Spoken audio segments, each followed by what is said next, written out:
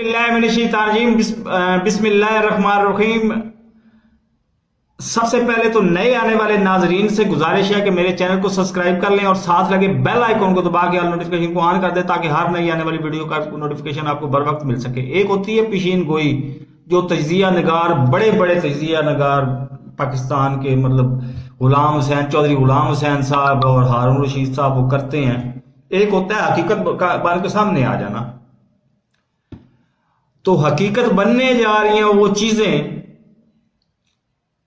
10 जुलाई से पहले 10 जुलाई 2022 से पहले, चाहे 9 जुलाई को बन जाएं, जब ज़िमनी इलेक्शन के नतायज आ जाएं, आप सामने रख लें। अगर ज़िमनी इलेक्शन में धांधली हुई हो तो फिर आप समझें कि पाकिस्तान की अवाम ने ताहयात गुलाम ही रहना है। अगर ज़िमनी इलेक्शन फेयर एंड फ्री तरीके से हो जाते हैं तो आप समझें कि पाकिस्तान आजादी के, खुद मुख्तारी के रास्ते पे चल पड़ा है। तो ये है निशानी।